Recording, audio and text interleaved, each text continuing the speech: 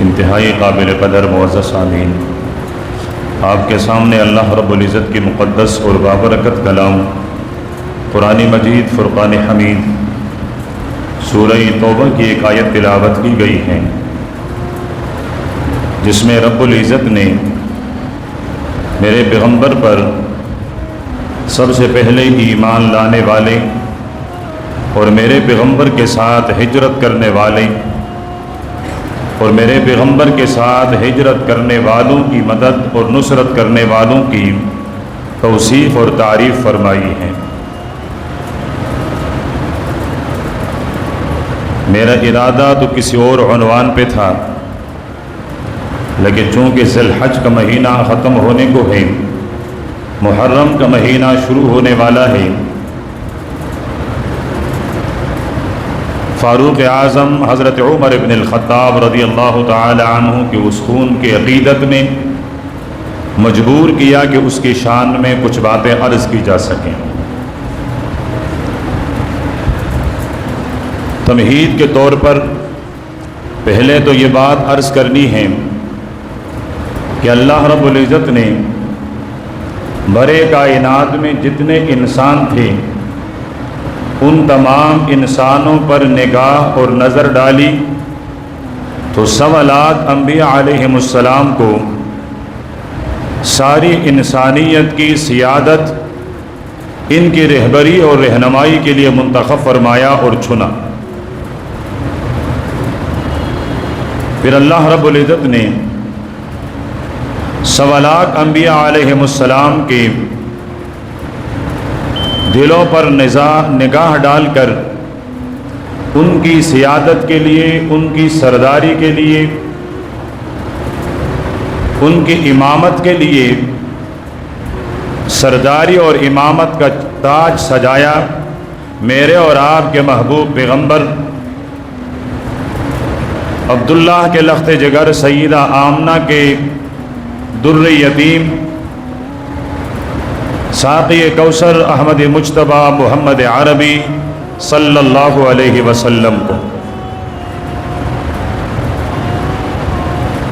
پھر اللہ پاک نے 1.25 لاکھ انبیاء کو 1.25 لاکھ امت عطا کی، ہر پیغمبر کو امت عطا کر دی گئی۔ حضرت آدم علیہ السلام سے لے کر حضرت عیسیٰ علیہ السلام سمیت ہر پیغمبر کو اللہ پاک نے ایک امت عطا کی ہے، لیکن پھر اللہ پاک نے ان تمام امتوں کی سیادت اور سرداری، اس کا اعزاز میرے اور آپ کے حبیب کے امت کو عطا فرمایا۔ پھر اللہ رب العزت نے ان تمام انبیاء پر وحی بھیجی، بہت سارے انبیاء کو صحائف عطا فرمائے، 4 بڑی بڑی کتابیں اللہ پاک نے نازل فرمائی۔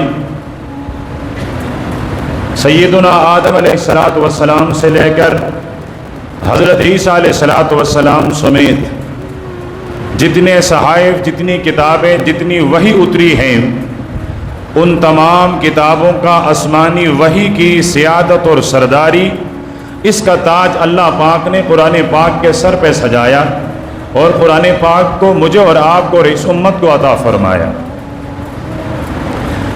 پھر 1.25 لاکھ انبیاء کو اللہ رب العزت نے ماننے والے، ایمان لانے والے، ان کی نصرت اور ان کی مدد کرنے والے، ان کے دین کو زندہ رکھنے والے حواریین اور ان کے اصحاب عطا کیے۔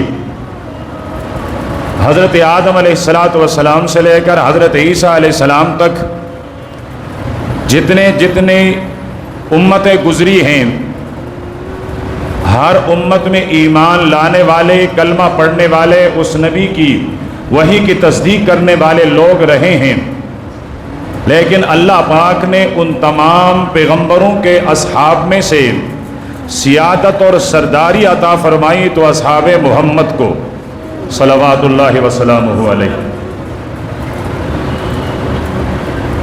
پھر میرے پیغمبر کے 1.25 لاکھ صحابہ کرام، ان 1.25 لاکھ میں اللہ رب العزت نے انتخاب فرمایا حنین والوں کا، تبوک والوں کا،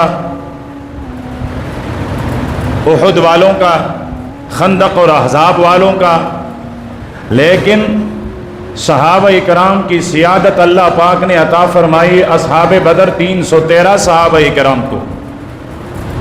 پھر ان 313 میں اللہ پاک نے انتخاب فرمایا ان 10 صحابہ کا جن کو ایک ہی مجلس میں میرے نبی نے جنت کی خوشخبری سنائی۔ پھر ان 10 عشرہ مبشرہ صحابہ میں سے میرے رب نے چنا 4 خلفاء کرام کو،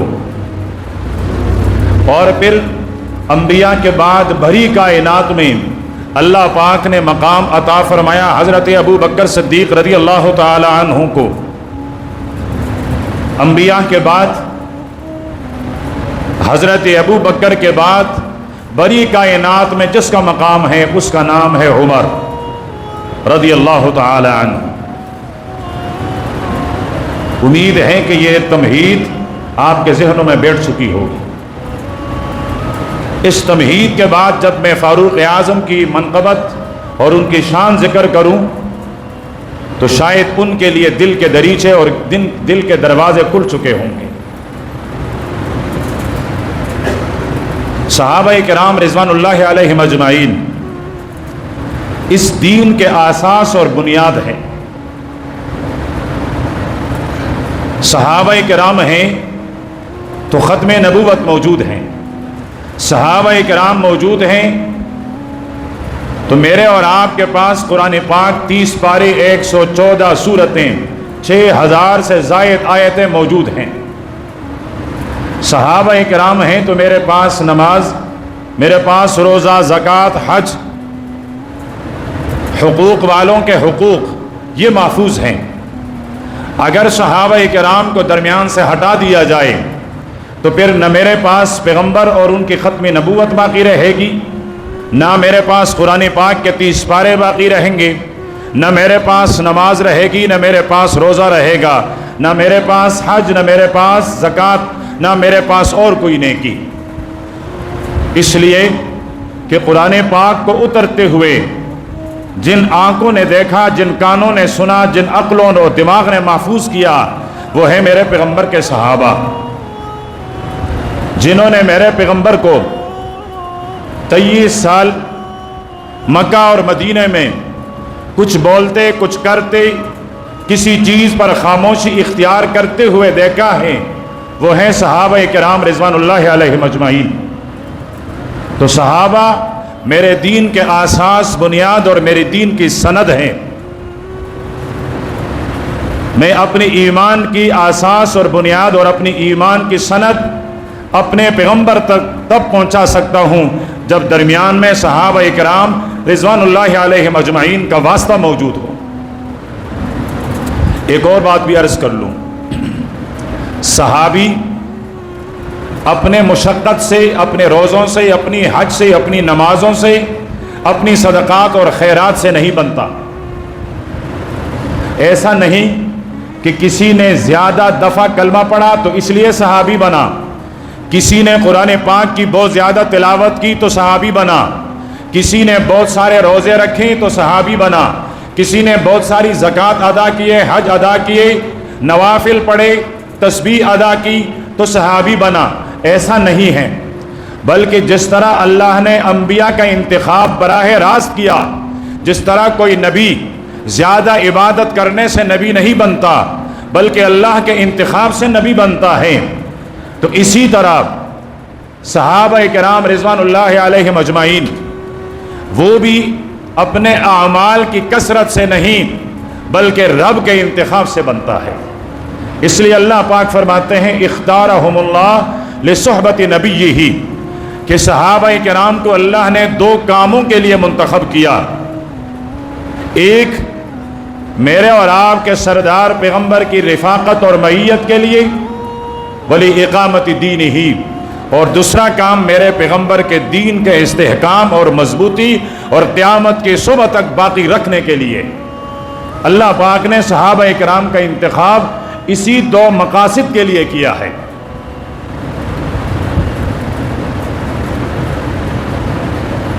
تو کائنات میں سب سے افضل ترین ہستی انبیاء کے بعد تمام امتوں میں حضرت ابو بکر ہیں، اس کے بعد دوسری باری ہے حضرت عمر رضی اللہ تعالی عنہ کی۔ والد کا نام خطاب ہے اور آپ کے والدہ کا نام حنتمہ اور اس کے والد کا نام ہشام ہے۔ نوجوانوں سے عرض کروں گا، تمہیں معلوم ہے شاہ رخ کے بارے میں معلوم ہے، سلمان خان کے بارے میں معلوم ہے، فلاں خان کے بارے میں معلوم ہے، ہالی ووڈ کے بارے میں بھی معلوم ہے، بالی ووڈ کے بارے میں بھی معلوم ہے، ذرا اپنے پیغمبر کے بارے میں بھی، ان کی زندگی کے بارے میں بھی، اپنے پیغمبر کی صحابہ کرام کے بارے میں بھی کچھ معلوم کر لیں، ورنہ پھر آپ سے سوال ہوگا کہ جی یہ جو موسیٰ ہے یہ کون تھا؟ تو آپ کا جواب ہوگا میرے خیال میں یہ کوئی ولی آدمی گزرا ہے، کوئی نیک آدمی تھا۔ اور اگر آپ سے سوال ہوگا کہ جی ابو بکر، عمر، عثمان، علی، یار یہ ہمارے محلے کے نمبردار ہیں، ایک ایم این اے ہے، ایک ایم پی اے ہے، ایک صوبیدار ہے، ایک فلاں ہے، ایک فلاں ہے، ان کو جانتا ہوں، تو میرے پیغمبر کے سیرت کے ساتھ، صحابہ کرام کے سیرت کے ساتھ اپنی تعلق اور وابستگی پیدا کر لیں۔ اور ان حضرات کے سیرت بیان کرنے کا مقصد بھی یہی ہوتا ہے کہ ہمیں دین کے بارے میں معلومات بھی ملیں اور ان شخصیات کی محبت بھی ملے۔ اللہ کے پیارے پیغمبر نے فرمایا جو میرے صحابہ سے محبت کرتا ہے وہ مجھ سے محبت کرتا ہے، جو مجھ سے محبت کرتا ہے وہ رب سے محبت کرتا ہے، جو رب سے محبت کرے وہ جنتی ہیں۔ اور فرمایا جو میرے صحابہ سے بغض رکھیں، لباس کوئی بھی ہو، لباس کوئی بھی ہو، پگڑی کی رنگت کوئی بھی ہو، داڑھی کی سائز کوئی بھی ہو، لیکن میرے پیغمبر کے صحابہ سے بغض رکھیں، تو اللہ کے نبی نے فرمایا حقیقت میں وہ مجھ سے بغض رکھتا ہے، جو مجھ سے بغض رکھتا ہے وہ حقیقت میں رب سے لڑائی لڑنا چاہتا ہے، رب کے غضب کو دعوت دیتا ہے، اور جب رب کے غضب کو دعوت دی جاتی ہے تو اللہ پاک اس آدمی کو جہنم کا ایندھن بناتا ہے۔ اللہ پاک ہماری اس امت کی حفاظت فرمائے۔ تو حضرت عمر رضی اللہ تعالیٰ عنہ کی والدہ کا نام حنتمہ، اس کے والد کا نام ہشام ہے۔ پیارے پیغمبر کی ہجرت سے 40 سال پہلے حضرت عمر رضی اللہ تعالیٰ عنہ نے اسلام قبول کیا ہے۔ حضرت عمر رضی اللہ تعالیٰ عنہ کے اسلام قبول کرنے کا واقعہ تقریباً سب کو پتہ ہے، میں دہرانا نہیں چاہتا ہوں، وقت بہت کم ہے۔ جب حضرت عمر رضی اللہ تعالیٰ عنہ میرے پیغمبر کے صحابی بن رہے تھے، اس وقت آپ کی عمر 28-29 سال تھی۔ اس وقت میرے پیغمبر کے حلقے میں صرف 39 لوگ موجود تھے۔ 40ویں نمبر پر جس نے دار ارقم کا دروازہ کٹکھٹایا، ہاتھ میں تلوار ہے، اس نیت سے آیا ہے کہ آج مسلمانوں کے پیغمبر کی کہانی ختم کروں گا، آج اسلام کے اس عظیم رہنما اور اس کی خدمات اسے ختم کر لوں گا۔ لیکن اسے کیا پتا تھا کہ شکار کرنے والا خود شکار ہونے جا رہا ہے۔ صحابہ کرام نے پوچھا من بالباب، کون ہیں دروازے پر، کون ہیں، کون دستک دے رہا ہے؟ دستک دینے والے نے کہا خطاب کا بیٹا عمر، خطاب کا بیٹا عمر۔ صحابی نے دستک دی، اللہ کے پیارے پیغمبر نے فرمایا من؟ اس نے کہا انا کا معنی ہوتا ہے میں۔ اللہ کے نبی نے فرمایا انا ومن انتا، میں تو میں ہوں، تم کون ہو؟ تعارف کروایا کریں، فلانا آدمی ہوں۔ فون کرتے ہیں آپ نے مجھے پہچانا؟ نہیں، بڑے ہو گئے، مالدار ہو گئے، فلاں ہو گئے، نہیں پہچانتے ہو نا؟ بھائی اتنی ساری آوازیں یہاں کیسے محفوظ ہو جائیں؟ ادب تو یہ ہے کہ تعارف کروا دو اپنا، تعارف کے بعد پھر اپنی جو مطلب ہے، جو بات ہے وہ کہہ دو۔ صحابہ کرام نے عرض کی اللہ کے پیغمبر عمر ہیں۔ حضرت حمزہ تلوار نکالی، فرمایا اللہ کے پیغمبر اگر بری نیت سے آیا ہو تو وہی کام تمام کر لوں۔ فرمایا مہلا، صبر کر لو، آرام، دروازہ کھول دو پھر دیکھتے ہیں۔ اس لیے کہ رات کو میرے پیغمبر نے خانہ کعبے کا غلاف پکڑ کر کے دعا مانگی ہے، اور میرے رب کے جتنے بھی پیغمبر ہیں وہ مستجاب الدعوات ہیں، ان کی دعائیں کبھی رب نے رد نہیں کرنی، ان کی تمام دعائیں رب نے قبول کر لی ہیں۔ دروازہ کھلا، عمر بڑے غضب میں تھے، غصے میں تھے، لیکن رحمت للعالمین پیغمبر کے آنکھوں کا شکار ہو گئی، آپ کی نظروں کا شکار ہو گئے۔ جب آپ کی رحمت والے نگاہیں حضرت عمر کے چہرے پر گھڑی، حضرت عمر کے نگاہیں جھک گئی، ہاتھ میں مٹھی میں جو تلوار تھی وہ گرفت کمزور ہوتی ہوتی تلوار گر گئی۔ اللہ کے نبی نے فرمایا خطاب کے بیٹے بتا کس نیت سے آئے تھے؟ عرض کرنے لگے نیت تو اچھی نہیں تھی لیکن اب نیت صحیح ہو گئی، آیا تھا تو کسی اور نیت سے، لیکن اب مجھے کلمہ پڑھا دے۔ کلمہ پڑھایا، مشرف بھائی اسلام ہوئے، نماز کا وقت آیا، صحابہ کرام اسی حضرت زید بن ارقم کے گھر میں کھڑے ہو کر نماز پڑھنے لگے، عرض کرنے لگے آقا یہ ہماری عبادت اسی طرح گھروں میں ادا کی جائے گی یا ہماری دین اسی طرح ہمیشہ چھپا ہوا رہے گا؟ فرمایا عمر تیری قوم بڑی ظالم ہیں، بڑے جابر ہیں، ظلم کر رہے ہیں، اس وجہ سے یہاں ہیں۔ فرمایا آج عمر مسلمان ہو چکا ہے، آئیے آج خانہ کعبے کے سائے میں نماز پڑھوائی جائے گی۔ جب یہاں عمر نے کلمہ پڑھا، صحابہ کرام نے کہا اللہ اکبر۔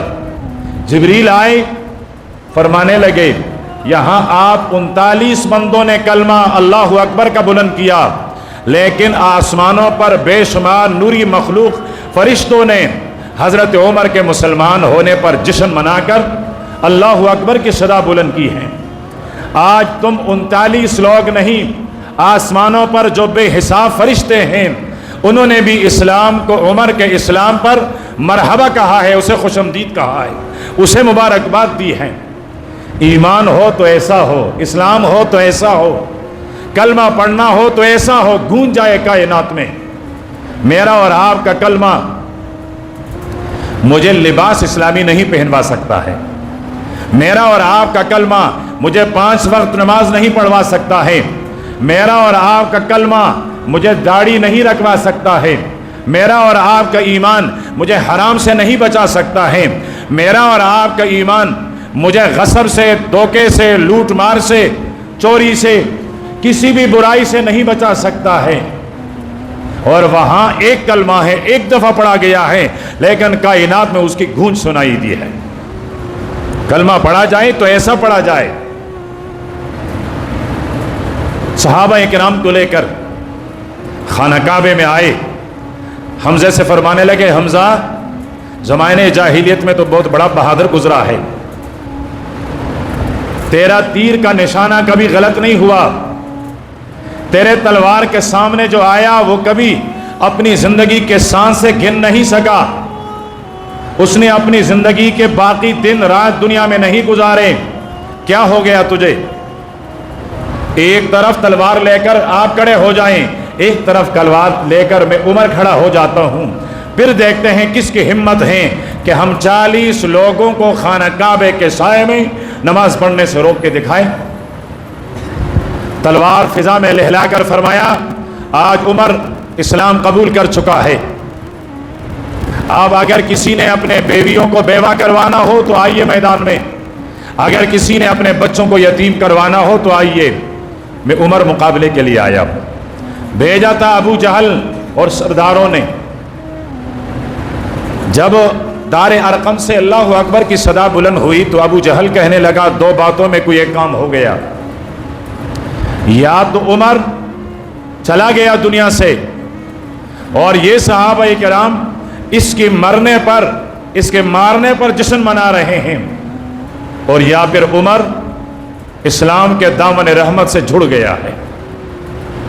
تھوڑی دیر بعد جب صحابہ کرام خانہ کعبے کے سائے میں پہنچے تو پتہ چلا عمر دنیا سے گیا نہیں، وہ یہاں ایک نئے شان سے آیا ہے، اور صرف اپنے لیے ایک شان نہیں، میرے نبی نے فرمایا عمر اسلام کی شان ہے، اسلام کی شوکت ہے، اسلام کی عزت ہیں۔ اللہ کے نبی نے دعا بھی فرمائی تھی، اللہم اعز الاسلام، الہ اسلام کو عزت دیں، اور عزت کے لیے واسطہ دو عمر میں سے کسی ایک کو بنا دیں، یا خطاب کا بیٹا یا ہشام کا بیٹا، یا ابو جہل آئے اس کا نام عمر ہے، اور یا خطاب کا بیٹا عمر آئے، ان دونوں میں سے کسی ایک کو میری جولی رحمت میں پھینک دیجئے۔ اللہ پاک نے انتخاب ابو جہل کے بجائے حضرت عمر رضی اللہ تعالیٰ عنہ کا فرمایا۔ یہاں بھی رشک آتا ہے عمر کی قسمت پر، رشک آتا ہے کہ اللہ پاک نے کب، کہاں اور کس عظیم مقصد کے لیے اس کا انتخاب فرمایا۔ 23 سال میرے پیغمبر کے ساتھ گزارے، ہر نشیب و فراز میں، ہر تکلیف، ہر مصیبت میں آپ کے ساتھ رہے۔ صحابہ کرام نے مدینے کی طرف ہجرت کی ہیں، چھپ چھپ کر کی ہیں۔ صحابہ کرام اور مہاجرین میں سے جس نے علانیہ کھلم کھلا اعلان ہجرت کر کے ہجرت فرمائی ہیں تو وہ خطاب کا بیٹا عمر ہے، کہ وہ خانہ کعبے میں آیا اور کہا میں عمر ہجرت کرنے جا رہا ہوں، کسی میں ہمت ہے تو آئیے مقابلہ کریں۔ کس کی ہمت دی کہ عمر کا مقابلہ کرتے؟ تمام غزوات میں میرے پیغمبر کے ساتھ رہے۔ آپ کے دنیا سے چلے جانے کے بعد حضرت ابو بکر رضی اللہ تعالیٰ عنہ کو خلافت ملی۔ حضرت ابو بکر خلیفہ ہیں اور خلیفہ بلا فصل ہے، یہ میرا اور آپ کا اہل سنت والجماعت کا عقیدہ ہے۔ اب خلافت بلا فصل کس کو کہتے ہیں؟ یعنی میرے پیغمبر کے بعد وہ خلیفہ کہ جس کے درمیان میں کسی اور آدمی کو خلافت کا حق اور استحقاق حاصل نہیں ہے۔ پیغمبر کے بعد سب سے پہلے جس کو خلافت کا حق حاصل ہے، جو مستحق ہیں کہ اس کو خلیفہ بنا دیا جائے، وہ ہیں حضرت ابو بکر رضی اللہ تعالی عنہ۔ انہوں نے اپنے 2 سال مکمل کیے، دنیا سے تشریف لے جا گئے، تو صحابہ کرام نے حضرت عمر رضی اللہ تعالی عنہ کو خلیفہ چنا۔ 22 جمادی الثانی حضرت ابو بکر رضی اللہ تعالیٰ عنہ کے وفات کے بعد آپ خلیفہ بنے ہیں، اور تقریباً 12 سال کچھ کم آپ نے خلافت فرمائی ہے۔ اور ذی الحج کے آخری تاریخوں میں یا یکم محرم کے پہلی تاریخ کو فجر کی نماز میں آپ پر حملہ ہوا ہے۔ آپ نے پوچھا، ان زخمی حالت میں جسم سے خون کے فوارے بہ رہے ہیں، اپنے بیٹے عبداللہ سے پوچھا، عبداللہ میرے اوپر حملہ کسی مسلمان نے تو نہیں کیا؟ فرمایا نہیں۔ فرمایا شکر ہے کہ میرے خون سے کسی مسلمان کے ہاتھ رنگین نہیں ہوئے۔ حضرت حذیفہ رضی اللہ تعالیٰ عنہ نے ایک دفعہ ذکر فرمایا کہ میرے نبی نے ارشاد فرمایا تھا کہ فتنوں کے سامنے ایک بند دروازہ ہے، اور اللہ کے نبی نے دیکھا کہ وہ بند دروازہ ٹوٹ گیا اور امت میں فتنے پھیلنے شروع ہوئے۔ تو حضرت عمر نے پوچھا، حذیفہ یہ بتائیے کہ دروازہ کھلا ہے کہ دروازہ ٹوٹا ہے؟ فرمایا امیر المومنین دروازہ ٹوٹا تھا، کھلا نہیں تھا۔ فرمایا اگر دروازہ کھلا ہوتا تو بند کرنا آسان تھا، لیکن جب دروازہ ٹوٹا ہے تو پھر قیامت کی صبح تک یہ دروازہ بند نہیں ہو سکتا ہے۔ حضرت عمر رضی اللہ تعالیٰ عنہ کو پتہ چل گیا تھا کہ یہ دروازہ میں ہوں اور مجھے شہید کر دیا جائے گا، چنانکہ حضرت عمر رضی اللہ تعالیٰ عنہ کو شہید کر دیا گیا۔ اس کے بعد سبائیت کے فتنے وہ پھیلنے شروع ہوئے، کبھی ایک شکل میں کبھی دوسری شکل میں، اور اب بھی ہزارہا فتنے سبائیت کے چھتری کے نیچے موجود ہیں، اور قیامت جتنی جتنی قریب آ رہی ہے اتنی اتنی ان فتنوں میں اضافہ ہوتا جا رہا ہے۔ کوئی پیغمبر کو نہیں مانتا، کوئی قرآن کا انکار کر رہا ہے، کوئی رب کا انکار کر رہا ہے، کوئی پیغمبر کے ختم نبوت کا انکار کر رہا ہے، کوئی صحابہ کرام کی صحابیت کا انکار کر رہا ہے، کوئی صحابہ کرام کے حق میں نازیبا کلمات استعمال کرتا ہے، کوئی نماز اس کی 5 وقتوں کو اور 5 نمازوں کو تسلیم نہیں کرتا، کوئی نماز کی سری سے حیثیت کو تسلیم نہیں کرتا۔ بے شمار فتنے امت میں موجود ہیں اور پروان چڑھ رہے ہیں۔ اور ایک اور بات بتاؤں، سبائیت کیا ہے؟ یہودیت ہے۔ یہ جتنے فتنے ہیں ان تمام فتنوں کے پیچھے یہودیت کا ہاتھ ہے۔ سید عطا اللہ شاہ بخاری رحمۃ اللہ علیہ، اللہ پاک ان کے مرقد پر کروڑہا رحمت نازل فرمائیں۔ نہیں ہے آپ کی عقیدت عطا اللہ شاہ بخاری سے؟ بزرگ ہے، ایک مرد قلندر، ایک مرد درویش گزرا ہے۔ کسی نے پوچھا شاہ جی زندگی کہاں گزری؟ فرمایا ادھی ریل میں گزری، ادھی جیل میں گزری۔ وہ ہستی ہیں۔ عشاء کی نماز کے بعد قرآن پاک پڑھنا سنانا شروع کرتا، فجر کی اذانوں تک عطا اللہ شاہ بخاری قرآن پاک کی آیتوں کو لے کر تلاوت کرتے اور مجمع سکون کے ساتھ بیٹھا ہوا ہوتا۔ آپ تو آدھا گھنٹے میں بھی کبھی ایک طرف کبھی دوسری طرف، کبھی اس گھڑی کو کبھی اس گھڑی کو، کبھی اپنے ہاتھ کے گھڑی کو دیکھ رہے ہوتے ہیں، اور ان کی تمام راتیں گزر جایا کرتی تھی، لیکن وہاں بولنے والا بخاری تھا۔ اب یہاں بولنے والوں کے وہ حیثیت نہیں ہے، ورنہ اللہ پاک تاثیر پیدا کرتا ہے، پہلے بولنے والے کی زبان تو صاف اور پاکیزہ ہو جائے۔ تو عطا اللہ شاہ بخاری رحمۃ اللہ علیہ فرمایا کرتے تھے کہ میں اگر دریا کے کنارے بیٹھ کر یہ نظارہ دیکھوں کہ 2 مچھلیاں آپس میں لڑ رہی ہیں تو میں عطا اللہ کہوں گا کہ یہ پانی کے تہ میں، دریا کے تہ میں 2 مچھلیوں کو لڑانے والا بھی یہودی ہے۔ آج دنیا میں جہاں جہاں مسلمان اختلاف کا شکار ہیں، اس کے پیچھے دنیا یہودیت ہے۔ وہ عمر جس کے لیے میرے نبی نے فرمایا تھا ہر امت میں ایک محدث ہوا کرتا ہے، الہامی باتیں اللہ پاک ان کے ذہنوں میں ڈالتے ہیں، ان کی زبان پر الہامی باتیں جاری ہوتے ہیں، وہ جو زبان سے کہتا ہے ہو کر رہتا ہے۔ فرمایا میرے امت میں وہ ہستی خطاب کا بیٹا عمر ہے۔ حافظ ابن حجر نے 21 یا 22 مقامات لکھے ہیں، علامہ شبلی نے 28 مقامات لکھے ہیں کہ جہاں فرش پر فاروق نے رائے دی ہے، اللہ پاک نے اس رائے کے احترام میں قرآن پاک کی آیتیں نازل کی کہ اس کی زبان الہامی زبان ہے۔ وہ عمر رکتا ہوا سمندر، اس کے نام خط لکھا، وہ دریا اس دن سے لے کر آج تک پھر رکا نہیں، مسلسل چل رہا ہے۔ وہ عمر جس نے بڑھتے ہوئے آگ سے مخاطب ہو کر کہا صرف رکنا نہیں، یہاں سے واپسی کا سفر شروع کر کے جہاں سے تو نکلی ہے وہاں تک پہنچ۔ وہ آگ وہ واپس چلتی چلتی وہاں بجھ گئی جہاں سے شروع ہوئی تھی۔ وہ عمر جو مسجد نبوی میں پیغمبر کے منبر پر بیٹھ کر وہ کتنے ہزار میل دور لشکر کو پکار کر کہتا ہے یا ساریہ الجبل، ہوا کے دوش پر وہ پیغام رب پہنچا دیتا ہے۔ وہ عمر جو مسجد نبوی میں بیٹھتا ہے، میرا پیغمبر مشورہ کرتا ہے میرے اہل و عیال کے بارے میں آپ کی کیا رائے ہیں، وہ عمر کہتا ہے سبحانک ھذا بہتان عظیم۔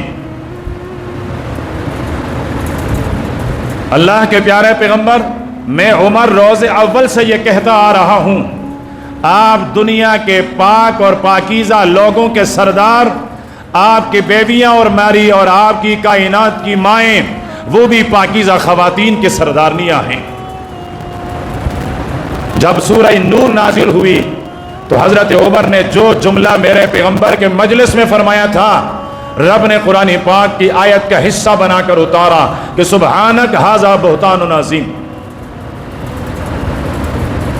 وہ عمر جس کے لیے میرے نبی نے فرمایا عمر تم مدینے کے جس گلی سے گزرتے ہو، شیطان تیری رعب کی وجہ سے، تیری دبدبے کی وجہ سے، تیری ایمانی قوت کی وجہ سے اپنی گلی اور اپنا راستہ تبدیل کر کے بھاگ جاتا ہے، وہ عمر جس کے لیے میرے نبی نے فرمایا کہ میرے اوپر نبوت کا دروازہ بند ہو چکا ہے، لیکن اگر میرے بعد قیامت کی صبح تک کسی کے سر پر نبوت کی تاج سجنی ہوتی تو فرمایا وہ تاج اللہ رب العزت خطاب کے بیٹے عمر کے سر پہ سجا لیتا۔ کیا مقام اور کیا اعزاز ہے کہ میرے بعد اگر نبی بننا ہوتا تو عمر بن جاتے، اب نبی بننا ہی نہیں ہے تو وہ ایک کانا، ایک خبیث ملعون، وہ کہتا ہے کہ نبی دو تھے، ایک کا نام محمد تھا، وہ تو مکے میں مبعوث ہوا، لیکن اسی کی دوسری شبیہ اور شکل وہ میں احمد ہوں اور آیا ہوں۔ اس پاکیزہ نام کو لے کر وہ مبعوث آیا، وہ ملعون آیا، وہ مردود آیا، اور اس نے نبوت کا دعویٰ بھی کیا، جس کی ذہانت یہ ہے کہ ایک جیب میں گڑ رکھتا ہے اور ایک جیب میں استنجا کے پتھر اور ڈھیلے رکھتا ہے۔ استنجے کی ضرورت پڑتی ہے تو گڑ اٹھاتا ہے اور اس سے وہ چیز صاف کر لیتا ہے۔ نام لینا چاہتا تھا لیکن مسجد ہے اور پھر بزرگ بیٹھے ہوئے ہیں، اور میں نے عرض کیا تھا بار بار کہ اس کو گالی دیتے ہوئے مجھے ایمانی حلاوت محسوس ہوتی ہے، لطف آتا ہے مجھے۔ جو میرے دین کا دشمن ہے، جو میرے نبی کا دشمن ہے، جو میرے صحابہ کا دشمن ہے، جو میرے قرآن کا دشمن ہے، جو انسانی نسل کا دشمن ہے، میں اس خبیث کے ساتھ کیوں نرمی کا معاملہ کروں؟ غازی علم الدین جب اس نے اس ملعون کو قتل کیا تھا تو وکیل نے آ کر اسے کہا، پتہ ہے غازی علم الدین کا وکیل کون تھا؟ پتہ ہے؟ قائد اعظم تھا، محمد علی جناح غازی علم الدین کا وکیل تھا۔ اس نے آ کر کہا کہ تم یہ کہہ دو کہ جب میں نے اس کو قتل کیا اس وقت میرے ہوش اپنے ٹھکانے نہیں تھے، میرے حواس نے کام نہیں کیا، اس لیے میں نے اس کو مار دیا، میری ذہنی کیفیت صحیح نہیں تھی، میں آپ کا مقدمہ جیت جاؤں گا۔ غازی علم الدین نے کہا، وکیل صاحب میں ساری زندگی نشے میں رہا، ساری زندگی میرے ذہنی کیفیت صحیح نہیں رہی، میری فکر کبھی اتنی صحیح نہیں ہوئی جتنا کہ لجپال کو، اس ملعون کو جہنم تک پہنچاتے وقت میں اپنے حواس میں تھا، میری ذہنی کیفیت بالکل درست تھی، میں نے اس کو قتل کیا، مردار کیا، اور مجھے کوئی غم نہیں ہے، پھانسی پہ لٹکا دو۔ میں نے عزت اور احترام دی ہے اپنے ماں کو، میں اپنے ماں کے ہاتھ کے سائے میں جانا پہنچتا ہوں، جانا چاہتا ہوں، مجھے پھانسی دے دو، مجھے جانا ہے۔ اور غازی علم الدین کو بھی تیار کیا تھا کس نے؟ عطا اللہ شاہ بخاری کے ایک جملے نے۔ جمعے کے دن ایک جمعہ اور دوسرا جمعہ آتا تھا، وہ سرداروں والی سفید پگڑی پہنی ہوئی ہیں اور مسجد کے بیرونی احاطے میں صحن میں بیٹھا ہے۔ عطا اللہ شاہ بخاری نے فرمایا، کوئی ہے جو میری ماں عائشہ کا بدلہ لے لے، اس کے عزت اور احترام، اس کے لیے کٹ مارے؟ اس کی عزت پر حملہ ہو رہا ہے، کتابیں لکھی جا رہی ہیں، کوئی اس کا حلالی بیٹا ہے؟ وہیں سے غازی علم الدین اٹھا، اس نے کہا میں عائشہ کا حلالی بیٹا ہوں۔ قسمت چمکنے پر آئے تو ایک زمیندار کا بیٹا صرف اتنا جملہ سنتا ہے اور اپنی جنت کو پکا کرواتا ہے اور اپنی لیے جنت میں جگہ اور مکان بنا لیتا ہے، اور کہاں زندگی کے سارے سجدے بھی راہ گاہ گزر جاتے ہیں۔ یہ مقدر کی بات ہے۔ تو حضرت فاروق اعظم رضی اللہ تعالی عنہ، جن کے لیے میرے نبی نے فرمایا میرے بعد اگر کوئی نبی بننا ہوتا تو وہ خطاب کا بیٹا عمر ہوتا۔ اللہ کے پیارے پیغمبر نے فرمایا میں نے خواب دیکھا، ویسے اس طرح کے خواب 3 ہیں لیکن میرے پاس وقت نہیں ہے، میں ایک خواب ذکر کر لیتا ہوں، اور یہ عجیب عجیب خواب ہیں۔ یہ 3 خواب میرے پیغمبر نے دیکھے حضرت فاروق اعظم کے بارے میں۔ خواب دیکھا، فرمایا میرے سامنے میری امت پیش کی گئی، لیکن کسی کی قمیص سینے تک ہے، کسی کی قمیص سینوں کے نیچے تک ہیں، کسی کی ناف تک ہیں، کسی کے گھٹنوں تک ہیں، کسی کے پنڈلی کے آدھے حصے تک ہیں۔ ایک آدمی ایسا ہے کہ جس کے سارے جسم کو اس قمیص نے ڈھانپا ہوا ہے، حضرت عمر عرض کرنے لگے اللہ کے پیغمبر اس قمیص سے کیا مراد ہیں؟ فرمائے یہ دین ہے، دین مذہب ہے، کسی نے دین کو قبول کیا تو یہاں تک ہے، باقی سارا بدن ننگا ہے، کسی کے سینے تک ہے، کسی کے ناف تک ہے، کسی کے گھٹنوں تک ہے۔ عرض کرنے لگے آقا وہ جو ایک آدمی اس کے دین نے اس کے قمیص نے اس کو ڈھانپا ہوا ہے وہ کون ہے؟ فرمایا عمر، وہ خطاب کا بیٹا عمر ہے، وہ خطاب کا بیٹا عمر ہے کہ دین کے قمیص نے اس کے سراپے کو ڈھانپا ہوا ہے، وہ سر سے لے کر پاؤں کی انگوٹھی تک دین ہی دین ہے۔ اللہ کے پیارے پیغمبر نے فرمایا مجھے دودھ کا پیالہ دیا گیا، میں نے پلایا، ایک کو پلایا، دوسرے کو، تیسرے کو، چوتھے کو۔ فرمایا ایک آدمی کو میں نے پلایا، اس نے پیا پیا پیا یہاں تک کہ اس کی انگلیوں کے پوروں سے دودھ نکلنے لگا۔ فرمایا اللہ کے محبوب یہ دودھ، فرمایا علم ہے، علم، اس کی تعبیر علم ہے۔ عرض کرنے لگے اللہ کے محبوب جن کے پوروں سے بھی یہ دودھ ٹپک رہا تھا یہ آپ کا کون سا امتی ہے؟ یہ کون خوش قسمت ہیں؟ یہ کون خوش نصیب ہیں؟ فرمایا وہ عمر آپ ہی ہو کہ اللہ پاک نے دین بھی کامل، علم بھی کامل، اور اتنا کامل کہ آپ کے انگلیوں سے علم ٹپک رہا ہے، برس رہا ہے نور علم کی۔ اللہ پاک رو رہا، رحمت نازل فرمائیں۔ یہ میں اپنی شفاعت کے لیے کہہ رہا ہوں، ورنہ جہاں دفن ہے وہاں دن رات برسات ہی برسات ہے، وہاں رحمتیں ہی رحمتیں برستی ہیں۔ لیکن عمر کے مرقد پر رحمتوں کی دعا اس لیے کرتا ہوں کہ کل عمر میری شفاعت فرما دیں کہ میں بھی اس کا ایک بیٹا ہوں، اور دو چار کلمے اس کے عقیدت اور احترام میں، محبت میں اس لیے عرض کر رہا ہوں کل میرے آقا کے سامنے میری سفارش کروا دیں، آقا یہ تھا تو بڑا گناہگار، یہ تھا تو بڑا سیاکار، لیکن مجھ عمر کا نام احترام سے لیا کرتا تھا، میری سفارش ہے اس کو جہنم سے بچا۔ صرف اس لیے، اور آپ کو بھی اس لیے سنوا رہا ہوں، آپ سنتے ہوئے بھی یہی نیت کر لیں کہ کل ہم صحابہ کرام کے جھنڈے، صحابہ کرام کی دامن کے نیچے ہوتے ہوئے وہ ہمارے پیغمبر کے سامنے ہمارے لیے شفاعت کریں، اور ہم اس شفاعت کے راستے سے ہوتے ہوئے جنت میں پہنچیں اور جہنم سے ہمیں چھٹکارا ملے۔